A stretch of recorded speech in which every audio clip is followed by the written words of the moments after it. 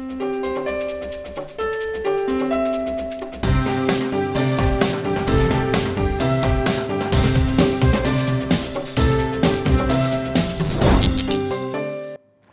वालेकुम and welcome to ज़रा हट के। मैं हूँ ज़रा खोड़ो और मुबशर ज़ैदी आज हमें ज्वाइन कर रहे हैं इस्लामाबाद से।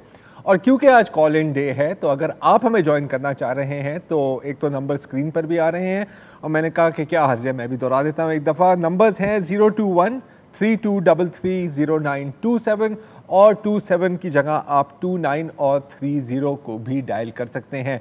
अच्छा, कॉलेज जानब जाने से पहले मैं आपको एक छोटी सी खबर बताना चाह रहा हूँ। यकीनन आपने पहले भी ये सुन ली होगी, लेकिन एक बार और सुन लें कि आरिफ फारूकी साहब, जिनसे हमारी कल रात ही बात हुई थी इसी शो पर, और आपको याद होगा कि ये उनमें से हैं जिनकी फैमिली मेम्बर्स शहीद हुए थे PIA प्लेन क्रैश में, और वो उनकी बॉडीज़ की शनाख्त करने की कोशिश कर रहे थे और बहुत मुश्किलात का सामना करना पड़ा इस पूरी जद्दोजहद में। तो अब उनकी जो लहकीन हैं, उनकी जो फैमिली मेम्बर्स हैं, उनकी शनाख्त हो चुकी है। और आरिफ साहब के मैं मैसेज पढ़ा था जो उन्होंने अपने फेसबुक और मुख्तलिफ सोशल मीडिया पर पोस्ट किया था। तो हिम्मत है, हौसला है इस शख्स में, क्योंकि वो अभी भी यही कह रहे हैं कि अगर वो किसी और की मदद कर सकते हैं, मतलब जिनकी शायद अभी इतनी हेल्प नहीं की गई आइडेंटिफिकेशन के सिलसिले में, तो वो उनके लिए तैयार हैं। इस बात पर मैं सिर्फ इतना कहना चाहता हूँ कि अगर मैं उनकी जगह में होता तो यकीनन इतने हौसले से मैं बात नहीं कर सकता इस वक्त पर, इतनी बड़ी ट्रेजेडी के बाद। अब थोड़ी सी बात करते हैं जो हमारी एक ऑनगोइंग ट्रेजेडी है, वो है कोरोना वायरस। जी मुबशर, और भी अमवात हुई हैं? हाँ ज़रा जी बिल्कुल। टोटल जो इन्फेक्शंस हैं वो 64,745 हो गई हैं, जबकि जो हलाकतें हैं वो 1359 हो चुकी हैं। और गुज़िश्ता 24 घंटों में पाकिस्तान में अब तक कोरोना के सबसे ज़्यादा केसेस आए और सबसे ज़्यादा अमवात हुई, यानी 2600 से ऊपर केसेस आए हैं और 57 अफराद जो हैं वो जाबाक हुए हैं। इस पे ज़ाहिर है हलाकतें सारी तकलीफ़ें हैं, मगर परेशान कुन पहलू ये है कि जो फ्रंट लाइन सोल्जर्स हैं कोरोना में, उसमें भी हमें स्पाइक देखने में आई है। गुज़िश्ता 48 घंटे में कम से कम 7 जो हैं वो डॉक्टर्स और पैरामेडिक्स वो जाबाक हुए हैं। मतलब डॉक्टर सना फातिमा हैं लाहौर की, उनकी कल डेथ हुई। डॉक्टर नईम इफ्तिखार हैं गुजरांवाला के, उसके अलावा नर्स हैं मुसर्रत दिलबर, वो भी लाहौर की हैं। डॉक्टर ज़ुबैर अहमद हैं कोयटा के, वो बोलान मेडिकल सेंटर के ट्रॉमा सेंटर के इंचार्ज थे, उनकी भी वो भी जाबाक हो गए हैं। डॉक्टर खानज़ादा शिनवारी जो हैं वो हंगू में उनकी वो जाबाक हुए हैं।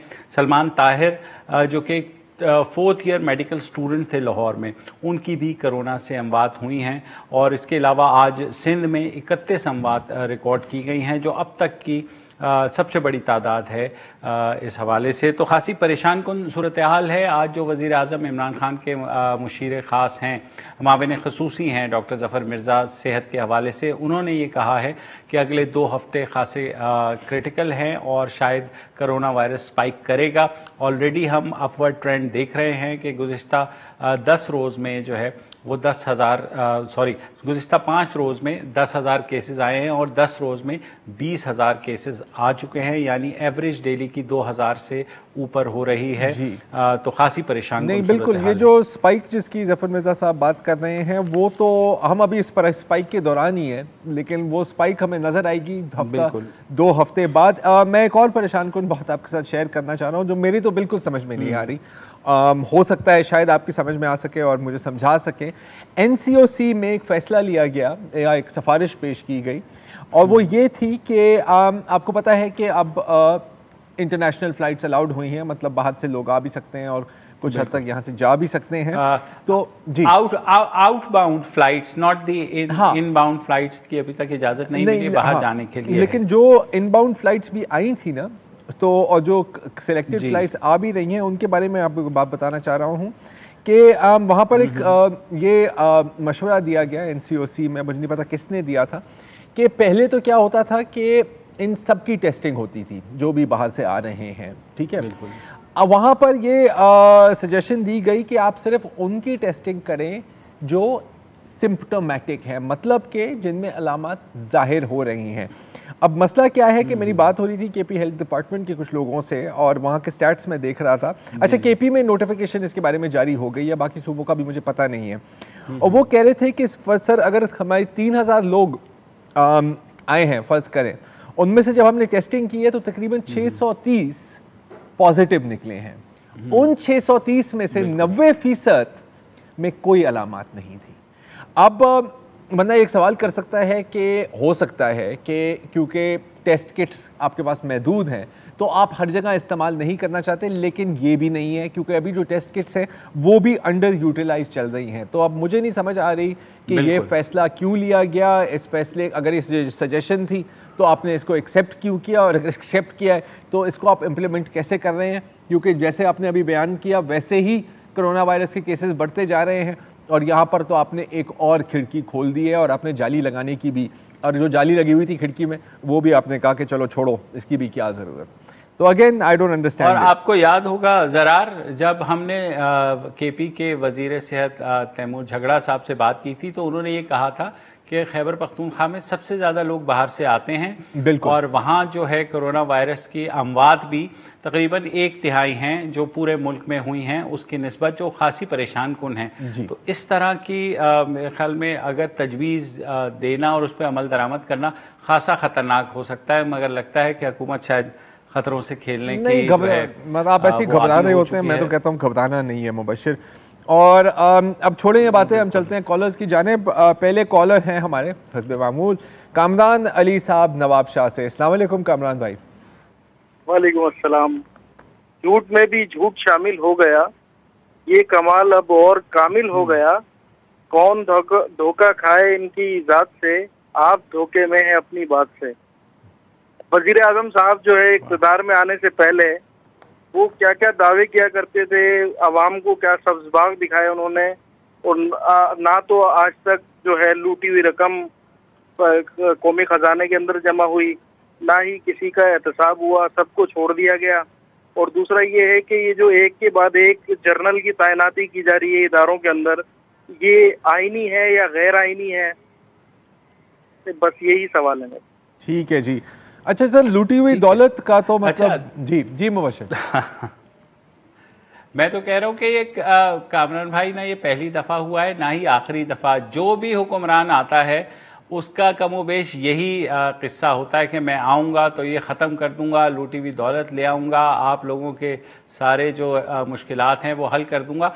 मसला ये है कि अवाम जो है ये सब्ज़ बाग देख लेती है और सब्ज़ बाग की सैर करने के बड़े सुहाने सपने बना देती है, नोइंगली कि उनके साथ हर दफ़ा एक ही हाथ होता है। उसके बावजूद भी शायद अवाम ये समझती है या शायद इस उम्मीद पे है कि अब की दफ़ा शायद वो ना हो जो गुज़िश्ता 10-15 दफ़ा हो चुका है। मगर जैसे कहते हैं कि अगर आप एक ही सुराख से डसे जा रहे हैं तो बार बार डसे जाने का कोई फ़ायदा नहीं होगा। हाँ, अच्छा नहीं, इसमें एक और बात भी है। अभी ये थोड़ी देर पहले ही मैंने ये मिसाल दी थी आपको, और वो ये थी कि आपने वो कार्टून में देखा होगा ना कि वो गधा गाड़ी बंदा चला रहा होता है तो उसके सामने ना एक लकड़ी पर एक गाजर बांध देता है और वो गधे के सामने रखता है, और ताकि गधा आगे जाते रहे, वो कहेगा कि यार मुझे गाजर खानी है। अच्छा, अब मेरा ख्याल है कि अब मतलब 60-70 साल बाद गधों को भी पता है कि ये गाजर मुझे कभी मिलनी नहीं है, लेकिन क्या कहते हैं ना, उम्मीद पर ही दुनिया कायम है, तो गधा भी उम्मीद पर ही कायम है, गाजर की उम्मीद पर। अच्छा, अगले कॉलर हैं हमारे नजीबुर रहमान साहब हैदराबाद से। अस्सलाम वालेकुम सर। अस्सलाम वालेकुम व रहमतुल्लाहि व बरकातहू। जी सर। जी सर। अस्सलाम वालेकुम। वालेकुम सलाम सर, खैरियत से सर? पहले तो मैंने बेस्ट विश करनी है वसूतुल्लाह साहब के लिए कि अल्लाह ताला उनको सेहतियाबी दे। मैंने एक फेसबुक पे उनका देखा था कि वो बीमार हैं, भिंडी काटते हुए दिखाया था किसी साहब ने, तो उनके लिए जैसे ही पता लगा तो नमाज तरावी में और 5 टाइम उनके लिए दुआएं करवाई मैंने। बहुत शुक्रिया सर। बाकायदा तौर पे अब उनकी सेहतियाबी के मुतालिक कुछ पता नहीं कैसे है, माशाल्लाह मैं देख भी नहीं सकता हूँ क्योंकि आपको पहले बताया मेरे पास दान खत्म हो गया 1 साल से। चलो तो नहीं, दूसरा अर्थ ये है कि ये तो उनके लिए बेस्ट थी। और दूसरा फिर हमारा वही पुराना रोना कि मैं आपसे एक नीलाम घर का सवाल पूछना चाह रहा हूँ। अगर बुरा ना माने कि पाकिस्तान का सदर कौन है? आरिफ अलवी। अगर वो दौरे पे चले जाए तो उसके बाद कौन बनता सदर? मुबशर बताओ यार। स्पीकर ऑफ नेशनल असेंबली बनता है ना, मेरा ख्याल है। जी जी सेनेट के चेयरमैन बनते हैं। आपको तो यही नहीं पता। जी सेनेट के चेयरमैन माशाल्लाह, आप तो पुराने हुआ है। सेनेट के बंदा भूल जाता है सर। जी सर। मतलब अब क्या करें। उसका बताने का मकसद ये है कि अब ये हमारा पीटीसीएल अदारा इतना ताकतवर है कि इतने बेबस कि हमारे सेनेट के जो चेयरमैन है उनके वालिद साहब भी हमारे पीटीसीएल के रिटायर मुलाजिम है। अब आप अंदाजा लगाएं कि ये किसी के काबू में पीटीसीएल और पीटी एक जो हमारी पेंशन देते हैं कि ये इतने ताकतवर इदारे हैं कि सुप्रीम कोर्ट को भी नहीं मान रहे, सेनेट को भी नहीं मान रहे। अभी रिसेंटली कौमी असम्बली की कायमा कमेटी ने भी हमारे हक में दिया। तो क्या ये इतना ताकतवर रहता है कि ईस्ट इंडिया कंपनी बना दिया गया पाकिस्तान को कि ये किसी अदारे को मानने को तैयार नहीं? मेरा ये क्वेश्चन आपसे, आप ज्यादा बेहतर जानते हैं, पुराने सहाफी हैं। अब ये बस पूछना चाह रहा हूँ कि इतने ताकतवर है कि वो किसी अदारे को मानने को तैयार नहीं है, ना सुप्रीम कोर्ट के फैसले को, ना सेनेट को, ना कौमी असम्बली के। आखिर हम जाएं तो कहाँ जाएं? नजीब साहब, मैं ख्याल लग तो ऐसे ही रहा है जैसे आप कह रहे हैं, लग ऐसे ही रहा है। कहाँ जाएं इस सवाल का जवाब मेरे पास नहीं है। तो मैं आपके पहले सवाल का जवाब दे सकता हूं, और वो था वसअतुल्लाह खान साहब के बारे में, जिसके बारे में मुझे थोड़ा सा पता है, उसके बारे में मैं बात कर सकता हूं। अभी अल्हम्दुलिल्लाह उनको, मेरा ख्याल, मुझे लग रहा है कि उनको बीमारी कम है और बोरियत ज़्यादा है, क्योंकि शो से कुछ 2 घंटे पहले ही उसकी SMS आती है कि जी अगर आप लोग बेहतर समझे तो मंडे के रोज़ मैं घर से स्काइप से ज्वाइन करना चाहूँगा। तो मेरा ख्याल है जितना आपके सबका और आपकी बहुत बहुत मेहरबानी दुआओं के लिए, जितना आपका दिल चाह रहा है कि वो शो पर वापस आए, उससे दुगना उनका दिल चाह रहा है कि वो भी अब दोबारा अपनी रूटीन में आए। आपकी बहुत मेहरबानी, और मैं आपकी बात उन तक ज़रूर पहुंचा दूंगा। अच्छा जी, अगले कॉलर हैं हमारे। अच्छा, मोहम्मद सलीम हैं। अच्छा जी, मोहम्मद सलीम रावलपिंडी से। जी सलीम भाई, अस्सलाम वालेकुम। जी बात ये है, नहीं मोहम्मद सलीम तो पेंशन की तो बात में करनी है, लेकिन आपके प्रोग्राम में दिसंबर के महीने में एक शख्स रावलपिंडी से इमरान सईद साहब थे, 2018 में रिटायर हुए थे। उन्होंने आपके प्रोग्राम में एक मुतालबा किया था कि हम 2018 में रिटायर हुए थे, हमें प्रोविडेंट फंड 2018 और 19 पर वो हमें प्रॉफिट नहीं दिया बैंक ने। तो आज मुझे इत्तला मिली है कि मुझे बड़ी खुशी होती है कि कोई कॉल आपके प्रोग्राम में कॉल करे, उनको बेनिफिट मिले। तो आज सर वो हमारे नेशनल बैंक ने उन लोगों को प्रॉफिट दे दिया, किसी को 6 लाख, किसी को 8 अच्छा। लाख। तो ये हाँ जी, वो इमरान सईद साहब ने कॉल की थी रावलपिंडी से, तो वो बताना बड़ा जरूरी है सर। बहुत शुक्रिया, बहुत शुक्रिया सलीम साहब। शुक्र है कि कोई अच्छी खबर भी सुनने को मिली हमें भी। और यकीनन इमरान साहब जिनकी आप बात कर रहे थे, अगर उनको इस बात का पता है तो बहुत ही खुशी की बात है। Again thank you very much. अगले कॉलर हैं हमारे अब्दुल वहाब साहब कराची से। अस्सलाम वालेकुम सर। अस्सलाम वालेकुम सर, खैरियत से हैं आप? अल्लाह का करम साहब। सबसे पहले तो वसअतुल्लाह साहब के लिए हमारी दुआएं, अल्लाह ताला उनको बहुत जल्द सेहतियाब करें। और सर मुझे मालूम ये करना है कि जैसे अभी 31 मई को इजलास होने वाला है नेशनल कमांड सेंटर का, मैं ये मालूम करना चाहता हूँ उस इजलास से कि अभी जो ये रमज़ानों में इन्होंने जो बाजार मॉल ये सब खोला, इससे मईशत पे कितना पॉजिटिव इम्पैक्ट आया है? क्योंकि इसका नेगेटिव इम्पैक्ट तो हम कोरोना में देख रहे हैं। बीइंग अ सिटीजन मैं ये मालूम करना चाहता हूँ कि मईशत पे कितना पॉजिटिव इम्पैक्ट आया है, कितना दिहाड़ीदार तबके पे इसका इम्पैक्ट आया, एक आम मजदूर पे इससे कितना इम्पैक्ट आया है। ये इनको चाहिए कि अवाम को बताएं ताकि फिर हमारी भी समझ में आए बिल्कुल ये क्या करना चाह रहे हैं और क्या नहीं करना चाह रहे हैं। बिल्कुल बिल्कुल, आई थिंक बहुत अच्छी बात है। अगर उनकी समझ में आ जाए वहाब भाई अगर उनकी खुद समझ में आ जाए कि वो क्या कर रहे हैं तो शायद वो हमें भी बता सकें, आपको भी बता सकें कि वो क्या कर रहे हैं। वैसे हम एक मशवरा दे सकते हैं कि अगर वहाब भाई को भी वहाँ बिठा दे तो कम से कम वो ये सवाल तो कर सके। मेरे नहीं ख्याल कि किसी और ने ये सवाल करने का सोचा भी होगा इस वक्त तक। तो अगेन थैंक यू वहाब साहब। यहाँ पर हम लेते हैं एक छोटी सी ब्रेक, और ब्रेक्स के बाद कॉल्स का सिलसिला जारी रहेगा।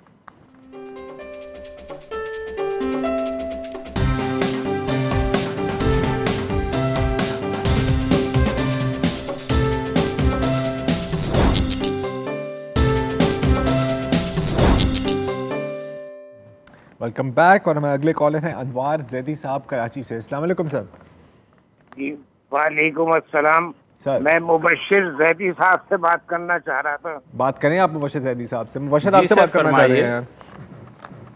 जी सर फरमाइए। मैं अनवार जैदी बात कर रहा हूँ कराची से। जी सर मुझे जी ये फरमाइए। कहना था कि हमारी रिव्यू पिटीशन इतनी लंबी हो गई है कि तकरीबन 30 महीने हो चुके, लेकिन अभी तक उसका कोई पता नहीं लग रहा कि हम लोग कहाँ पर खड़े हैं। मैं आपके चैनल के तवस्सुत से मुबशिर जैदी साहब और जरार खोड़ो साहब से ये रिक्वेस्ट है कि ये इतना लंबा तो रिव्यू पिटीशन नहीं होता। हम लोगों का पैमाना लबरेज हो चुका है। अब खुदा के लिए क्या नाम है, कुछ हम लोगों के ऊपर रहम कर रहे हैं और ये इसको इम्प्लीमेंट करवाएं ताकि ये रिव्यू पिटीशन खत्म हो और हम लोगों की दाद रसी हो जाए। अनवार साहब ये मुझे बताइए आपके लॉयर क्या कह रहे हैं?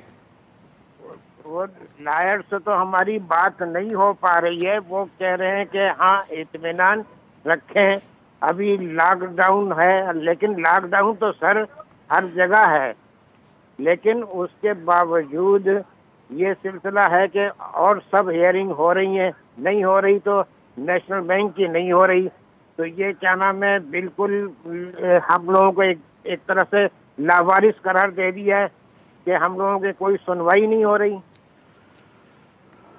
जी अनवार साहब देखें, उम्मीद रखें अभी जो सलीम साहब पिंडी से कॉल करते हैं वो भी अक्सर ये मामला उठाते हैं और रिव्यू पिटीशन में वाकई इतना वक्त नहीं लगता, आपने बिल्कुल दुरुस्त कहा। मगर जिस तरह से ये केस चला है, आपने इतना सब्र किया है तो थोड़ी सी रिक्वेस्ट है कि मज़ीद सब्र थोड़ा सा कर लें। इंशाअल्लाह रिव्यू पिटीशन जब शुरू होगी समाअत तो शायद इतना वक्त नहीं लगेगा। गालिबन ये कहा गया है कि नेशनल बैंक के जो लॉयर हैं खालिद अनवर साहब, वो शायद अलील थे फिर बाहर चले गए। अभी क्या सूरत हाल है हमें नहीं पता, लेकिन हम आपके जो लॉयर हैं उनसे पता कर लेते हैं और अपडेट अगले हफ्ते आपको कर देंगे। जी अगले कॉलर हमारे हैं फयाज बख्श हैं दुबई से। जी फयाज साहब। वालेकुम सलाम। जी भाई।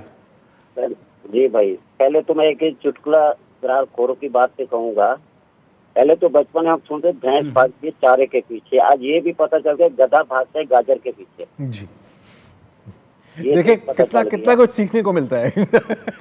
बहुत कुछ सीखने को। देख ले सर। दूसरी बात मेरी, क्या हमारे पाकिस्तानी को नसीब में यही रहेगा जो भी हुकूमत आएगी वो इसके ऊपर इंक्वायरी, वो उसके ऊपर इंक्वायरी? जैसे नून की हुकूमत आई तो पीपल पार्टी पे इंक्वायरी थी, पीपल पार्टी की हुकूमत आई तो नून के ऊपर इंक्वायरी थी, फिर इमरान खान की आई तो दोनों के ऊपर इंक्वायरी थी। कल ये हुकूमत जाएगी तो कल नई हुकूमत, जो यही सिस्टम चलता रहेगा या पाकिस्तान में कुछ चेंज होगा?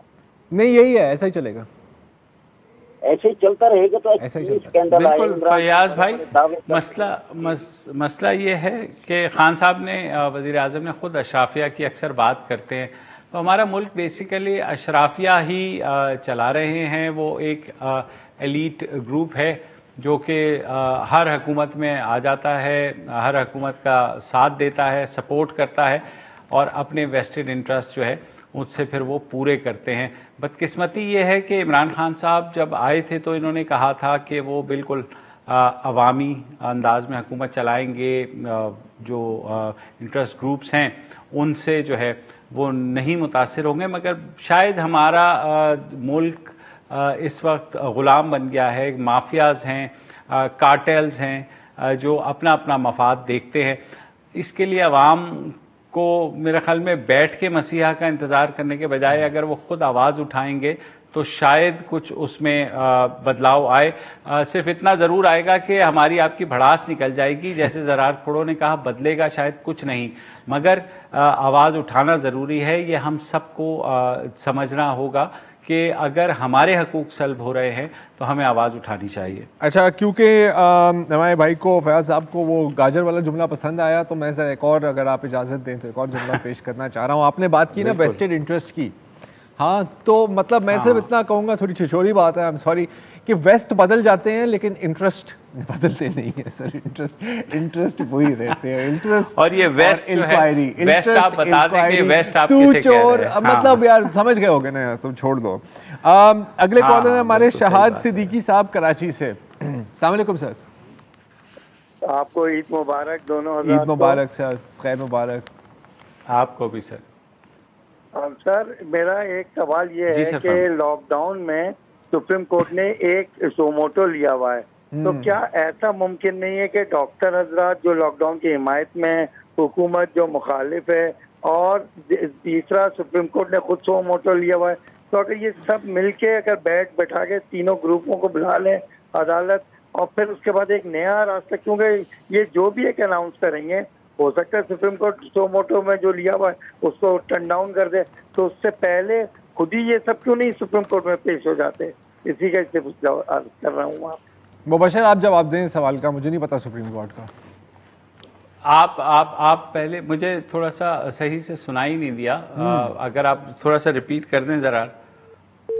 अच्छा ये इन्होंने क्या कहा? अच्छा, है जो मुझे जो समझ आई शाहद साहब की, वो ये कह रहे थे कि जी एक वो मोटो सुप्रीम कोर्ट ने उठाया हुआ है, एक कोई डॉक्टर्स की पिटिशन है, 2-3 और मुख्तलिफ लोगों की पिटिशन है, तो क्या ये मुमकिन नहीं है कि इन सबको एक ही दफ़ा बिठाकर आमने सामने करके कहें कि यार अब बताएं आपके एक दूसरे के साथ क्या मसले मसाइल हैं? मुझे भी थोड़ी सी इनकी आवाज़ क्लियर नहीं आ रही थी, तो जितना मुझे समझ आया वो मैंने आपको बयान कर दिया। मेरा ख्याल है, देखें असूलन तो ये होना चाहिए, लेकिन मसला ये यहाँ हुकूमत डॉक्टर्स की नहीं सुन रही, वो उनकी एडवाइस को जो है टर्न डाउन कर रहे हैं। हुकूमत का ख्याल है कि माशी जो सिचुएशन है वो बहुत ज़्यादा ख़राब हो जाएगी अगर उन्होंने मुकम्मल लॉकडाउन किया, जबकि डॉक्टर्स बज़िद हैं। सुप्रीम कोर्ट ने अपने जो केस हुआ था ईद से पहले, आपको याद होगा, उन्होंने भी लॉकडाउन ख़त्म करने का हुक्म दिया था।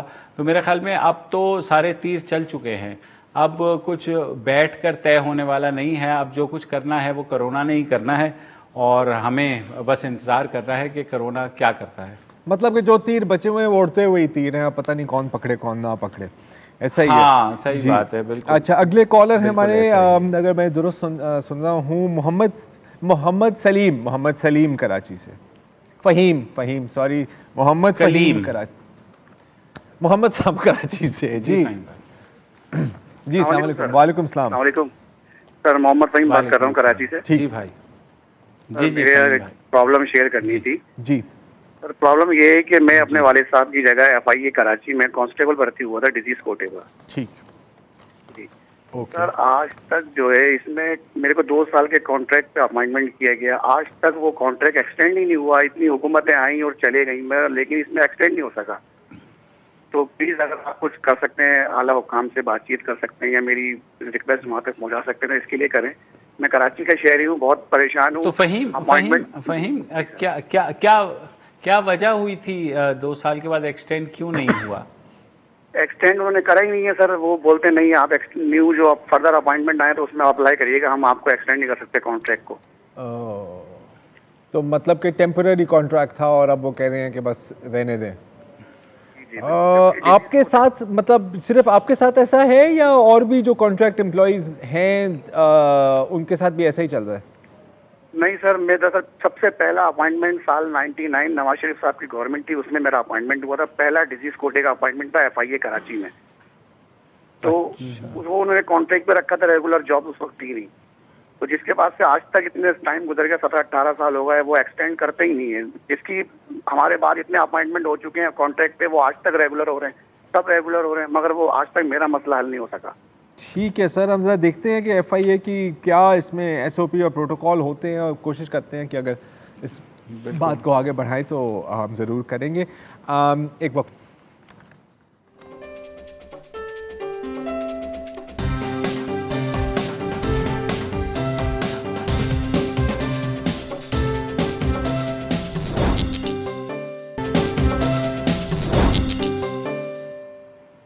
Welcome back. हमारे साथ राहिल अशर साहब हैं कराची से। जी राहिल भाई। हेलो जी, अस्सलाम वालेकुम। जी राहिल साहब।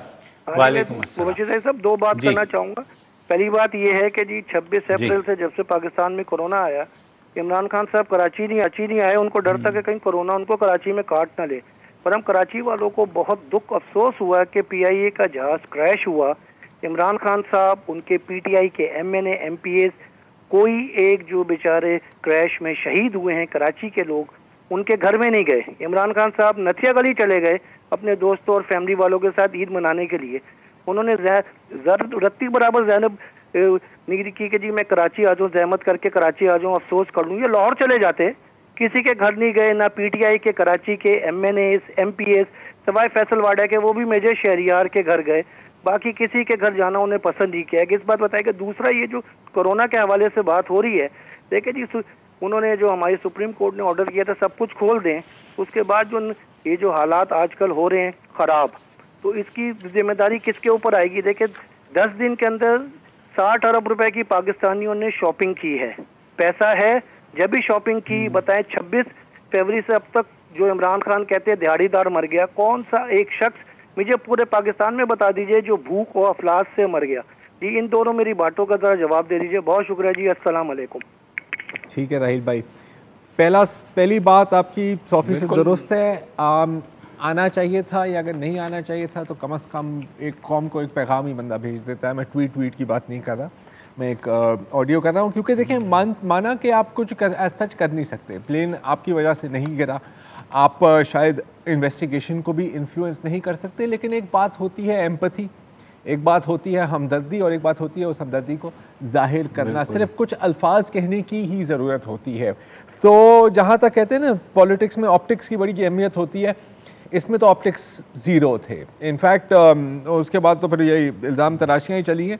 और जहाँ तक आपकी ये बात कि कोरोना जब फैलेगा तो किसकी ज़िम्मेदारी होगी, किसी की भी नहीं, क्योंकि हर बंदा, हर इदारा, हर पार्टी एक दूसरे पर डाल रहे होंगे। या तो कहीं नया स्कैंडल कोई अजीब व गरीब किस्म का आ जाएगा ताकि आपकी आंखों में खाक डाली जाए, और हम भी उसी गधे की तरह इस नई गाजर के पीछे टक टक टक करके चल रहे होंगे। और हम से मेरी मुराद है मैं यानी मीडिया, और आप यानी अवाम, और हम सब साथ ही मिलेंगे, चलेंगे इस किसी भी नए नाटक के पीछे। होना तो ऐसे ही है सर, आपको भी अच्छी तरह पता है, मुझे भी अच्छी तरह पता है। बिल्कुल ज़रार ये वैसे एक अजीब सी बात है कि वज़ीर आज़म कराची नहीं आ रहे।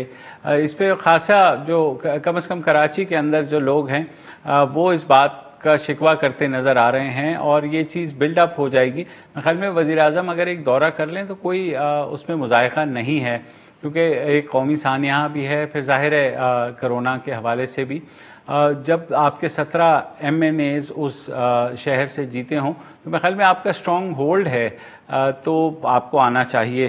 मेरा अपना ज़ाती ख्याल है। बदर मुनीर साहब हैं लिया से हमारे साथ, इम्तियाज़ हुसैन साहब हैं कराची से। जी अस्सलाम वालेकुम सर। हाँ इम्तियाज़ हुसैन, वालेकुम सलाम। वालेकुम अस्सलाम। जी भाई सर, सबसे पहले तो हमारे अंकल जो है अताउल्लाह साहब, अल्लाह उनको सेहत दे, जिंदगी दे, और जितने बीमार हैं दुनिया में सबको अल्लाह पाक सेहत दे। सर 2 बातें करनी है, चंद सेकंड ज्यादा चाहूंगा। देखिए कोरोना आया हमारे मुल्क पाकिस्तान में तो बहुत से लोगों ने बहुत उम्दा काम किया, ऐसा काम किया कि वो गिनीज वर्ल्ड रिकॉर्ड में लिखा जाएगा, मगर कुछ लोगों ने बड़े गंदे काम किए, जिनके लिए एक शेर अर्ज करता हूँ।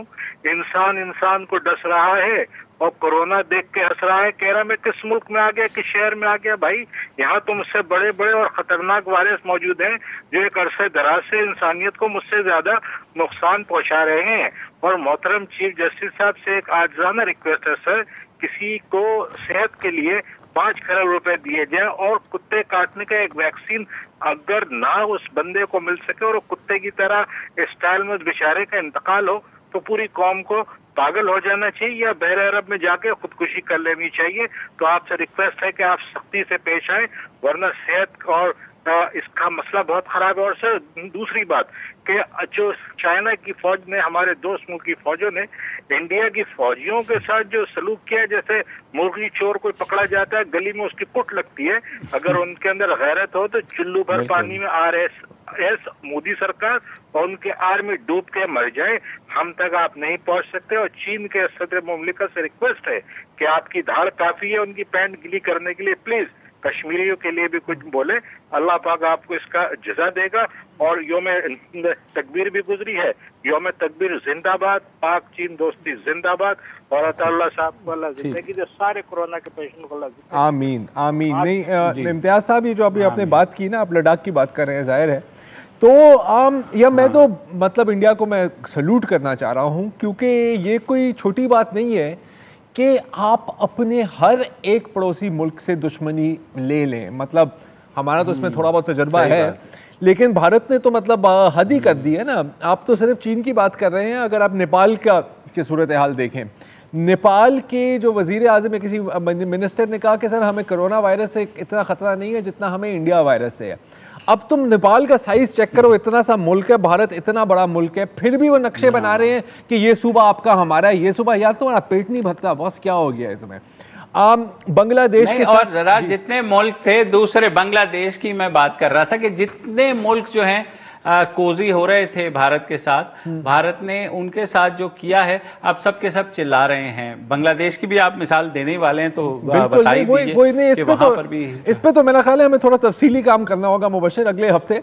लेकिन मतलब ये होती है स्ट्रेटजी यार कि जो आपके साथ खफा नहीं भी है ना, आप उनके घर जाके उनका दरवाजा खोलकर उनके मुंह पर चवाट मारे और कहेंगे यार बच के रहे। वो कहेंगे मैं तो तेरा दोस्त होता था, उन्होंने कहा नहीं चाहिए तेरे किस्म के दोस्त। तो this is what you call high strategy. I mean क्या कहते हैं, शाबाश। और बहुत खूब जी। और इसके लिए दुगनी मेहनत चाहिए आपको, जो अल्हम्दुलिल्लाह से मोदी हुकूमत करे चले जा रहे हैं। बहुत मेहनत करनी पड़ती है कि जो अगर एक आध दोस्त रह गया है उसको भी आप खफा नहीं। मैं तो कहता हूँ अगली चार इलेक्शन ये बंदा जीते तो ये बचेंगे नहीं। ठीक है ना। I am sorry, that's what I believe जी। अगले कॉलर है बदर मुनीर हैं लैया से। अच्छा, बदर मुनीर हैं लैया से। बदर साहब अस्सलाम वालेकुम। अस्सलाम वालेकुम जनाब। जी सर। वालेकुम अस्सलाम। जी सर, एक दो सवाल अर्ज करने थे, उससे पहले वुसअतुल्लाह के लिए खैरियत की दुआ करनी थी कि अल्लाह ताला उनको सेहत कामला अता फरमाए। एक सवाल मेरा ज़रार खोड़ो भाई से है, एक मुबश्शिर ज़ैदी साहब से। पहली बात तो हमें इस कोरोना की संगीनी से जो है वो इख्तलाफ नहीं है, उसका ये है कि हम 3 महीने से बच्चों को यूनिवर्सिटियों से बुलाकर मैंने करंटीना में रखा हुआ है अपने घर पर, हम आइसोलेट किए हुए हैं और शौकत खानम से टेस्ट भी करवाए, हमारे नेगेटिव आ गए। एक थोड़ी सी मतलब हमने मालूम करना था ज़रार खोड़ो साहब से जी कि इस कोरोना वायरस के लॉकडाउन में जो वर्ल्ड वाइज हुआ है इसमें आईटी को कितना फायदा पहुंचा है, और जो हमारी दूसरी बात मुबश्शिर ज़ैदी साहब से थी कि डिजास्टर मैनेजमेंट को जो है वो कह रहे हैं 1500 अरब हमारे खर्च हो गए हैं। रोज हॉस्पिटल की हेल्थ डिपार्टमेंट से, खास तौर पे लाहौर से प्रेस कॉन्फ्रेंसेज हुई कि हमें तो कुछ मिल ही नहीं रहा। आज भी हुई कि कोई एक तो मटेरियल दे रहे हैं वो भी नाकस, और अस्पताल वाले मुस्तकिल कह रहे हैं भी गलत फिगर्स अनाउंस हो रहे हैं, गवर्नमेंट कर रही है। तो ये एक कंफ्यूजन जो है ये हमें कुछ समझ नहीं आ रहा। बदर साहब सॉरी, आपने मेरे से जो सवाल किया था, आपने क्या कहा था कि आईटी को कितना फायदा पहुंचा, आपने ये पूछा था? जी जी सर जी, आपने क्या मेरे से पूछा था कि आईटी को कितना, मतलब इंफॉर्मेशन टेक्नोलॉजी आईटी का पिछले दिनों कॉन्फ्रेंस हुई, सारा पता चला। अच्छा ठीक है, आईटी के इंडस्ट्री में कितना लोगों को फायदा। ठीक है सर। सर हम एक छोटा सा वक्फा लेते हैं और वक्फे के बाद आपके सब फिर जवाब।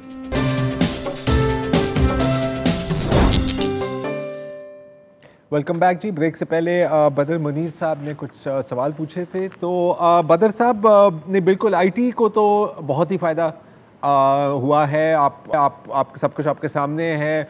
मीटिंग्स वर्चुअल हो रही हैं, क्लासेस वर्चुअल हो रही हैं, कुछ हद तक टीवी शोज़ भी वर्चुअली हो रहे हैं, तो हर एक चीज़ वर्चुअल ही है। अगर आप सिर्फ जो जूम सॉफ्टवेयर बनाने वाली कंपनी है, अगर आप सिर्फ उनकी स्टॉक प्राइस को ही देखें तो कहाँ से कहाँ पहुँच गई है। इनफैक्ट एक चाइनीज़ कंपनी थी जिसका नाम भी जूम है, लेकिन वो कुछ और बनाते हैं, उनकी भी स्टॉक बढ़ गई क्योंकि लोग समझ रहे थे कि ये वो वीडियो कॉन्फ्रेंसिंग वाली जूम है, इसको भी खरीद लो। तो आई होप के दैट आंसर्स योर क्वेश्चन। अब मुबशर आपसे भी सवाल किया था। उसके अलावा ज़रार ई कॉमर्स में भी खासी ई कॉमर्स में है ना, बिल्कुल लेन देन हुआ है, तो जाहिर है कुछ चीज़ें आगे बढ़ी हैं और यकीनन जो इस पूरे लॉकडाउन में जो पूरी दुनिया में यही हुआ है कि जो ऑनलाइन सेल्स हैं वो बेतहाशा बढ़ गई हैं और पाकिस्तान में भी इसी तरह हुआ। दूसरी बात उन्होंने की थी, ये जो इतने पैसे लगाए हैं और जो किट्स दी जा रही हैं, किट्स के हवाले से शुरू में शिकायत थी, अब कुछ बेहतर सूरत हाल है, मगर तशवीश की बात यह है कि जो तिब्बी अमला है वो खासी तेज़ी से मुतासर हो रहा है। तो इसका मतलब है कहीं हिफाजती इक़दामात जो हैं वहाँ पर कोई कमी रह गई है या वक्त पे वो किट्स डिलीवर नहीं हो पाए, जिससे जो है ये कोरोना वायरस हमारे जो फ्रंट लाइन सोल्जर्स हैं, डॉक्टर्स और पैरामेडिक्स, उनमें फैल गया है। अच्छा, इसमें एक और मैं जल्दी से बात करना चाह रहा हूँ, मुझे पता है कि एक और कॉलर हैं कि मेडिकल स्टाफ और डॉक्टर्स पर हमले जो हो रहे हैं ना, वो भी अब तेजी से बढ़ते जा रहे हैं। हाँ, तो ये मेरे लिए ये एक और ज़्यादा तशवीशनाक बात है। अब मेयो हॉस्पिटल में आपने देखा, आपने यहाँ पर मेरे ख्याल जिना में भी देखा था या सिविल में, अब मुझे एग्जैक्टली याद नहीं है। अब इस तरह की रिपोर्ट जिना में अब इस तरह की रिपोर्ट्स हर जगह से आ रही हैं। तो मैं मानता हूँ कि जो लोग अपने रिश्तेदारों को या लव्ड वंस को अस्पताल ले जा रहे हैं, वो जाहिर है कि उनको परेशानी होती है, लेकिन बराए मेहरबानी अपना अगर आप गुस्सा अस्पताल के अमले पर निकालेंगे या अस्पताल की इक्विपमेंट को तोड़कर निकालेंगे, तो और आप कितने लोगों की जान को आप खतरे में डाल रहे हैं। तो ज़रा सोचिए प्लीज़। अगले कॉलर हैं हमारे मोहम्मद अशरफ साहब कराची से। अस्सलाम वालेकुम सर। जी वालेकुम अस्सलाम। अच्छा सर, एक कंफ्यूजन है कोरोना वायरस के हवाले से सोशल मीडिया पे जी कुछ ऑडियो वायरल हो रही हैं कि जी कुछ लोग बीमार हैं और वो घरों में इलाज कर रहे हैं और हॉस्पिटल जाने से डर रहे हैं, और हॉस्पिटल अगर चले जाएं तो वो उनकी कोई भी बीमारी हो, एक जनरल डिसीज है, उसको भी कोरोना में ही रिकॉर्ड किया जा रहा है। तो ये जो कंफ्यूजन है और कुछ लोगों का जो खौफ है डॉक्टर से, और ख़ास तौर पे जो सरकारी हॉस्पिटल हैं वहाँ जाने से वो अवॉइड कर रहे हैं। वो अवॉइड इसलिए कर रहे हैं कि भाई मुझे एक मामूली सा फ्लू है या मेरे सीने में दर्द है या इवन ये कि मुझे कोई और भी बीमारी है जो एज यूजुअल होती है जी। अब वो इस बात से खौफजदा हैं और वो वहाँ नहीं जा रहे। ठीक है, एक ऑडियो मुझे आज मौसूल हुई कि जी आपके पास घर में कुछ लोग आएंगे और आपको ले जाएंगे हॉस्पिटल, तो आप उनको मारें। सर मैं एक सेकेंड सर आपकी बात काट रहा हूँ। इसका जो सबसे बड़ा जो इलाज है ना सर, कि कोई भी अगर आपको ये वायरल ऑडियो आए ना, वायरल मैसेज आए, बॉस मैं अपने बाथरूम में बैठ के इस तरह के 50 मैसेजेस आपको भेज सकता हूँ कि जी कोई बंदा आएगा आपके घर में, वो आपको मास्क पहनाएगा लेकिन उस मास्क के अंदर जहर होगा और उससे आपके बाल गिर जाएंगे, आपकी दाढ़ी मुड़ जाएगी, या खुदा का खौफ करें। अब इन तरह की चीज़ों पर आप ज़रा सोचेंगे अस्पताल को क्या फ़ायदा है कि अगर कोई ज़ुकाम से आ रहा है, वो पहले उनको अपनी जान का खतरा है, वो क्या चाहेंगे कि यार इसको भी कर दें। मैंने तो ये भी सुना है कि, और ये नबील गबोल ये बोल रहा था, खुदा का खौफ करें, कि अगर के अस्पतालों में ना वो लवाकिन को पैसे दे रहे हैं कि यार ये 50,000 लाख रुपए रख ले और हम आपकी जो रिश्तेदार की मौत है ना वो हम कोरोना में लगा देंगे। बॉस 10,000 में मैं आपको 4 लाशें ना दे दूं कराची में, हाँ मैं बिजनेस ना शुरू कर लूँ फिर कि वो पूरी एक सर्द खाने को खाली करके मैं अस्पताल ले जाऊँ और कहो कि यार लिख ले मुझे 20 लाख का चेक। तो थोड़ा सा ना इन चीज़ों से प्लीज़ मोहतात हुआ करें। मैं आपको इसका कोई जवाब दे नहीं सकता, किसी को आप कोई जवाब नहीं दे सकते। आप कहेंगे यार वो तो मीडिया वाले हैं, वो तो उन्होंने तो खुद पैसे लिए हुए हैं, वो खुद कवर अप कर रहे हैं।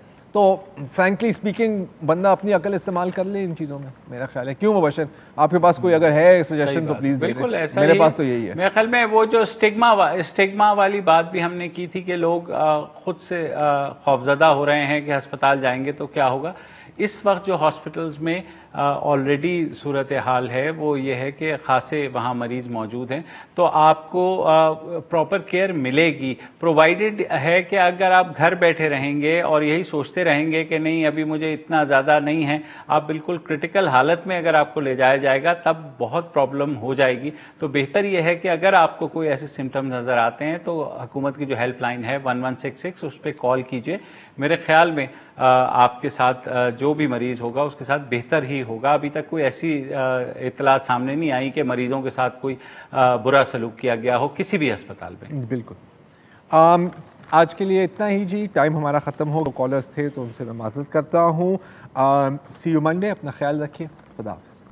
अस्सलाम वालेकुम। अगर आपको हमारे शो पसंद आया है तो प्लीज़ हमारे YouTube चैनल को सब्सक्राइब करें और अगर मुनासिब समझे तो इस वीडियो को लाइक भी कर लें, तो कोई हर्ज नहीं है, और शेयर भी कर लें और कमेंट भी कर दें जी, वरना वो सब ऐसे ही लिखते रहेंगे। और ये जो दोनों कह रहे हैं ये कर लें जी प्लीज़, नहीं तो हमें भी घर जाना है, मैं आपके कंप्यूटर में नहीं रहना 24 घंटे। सही बात।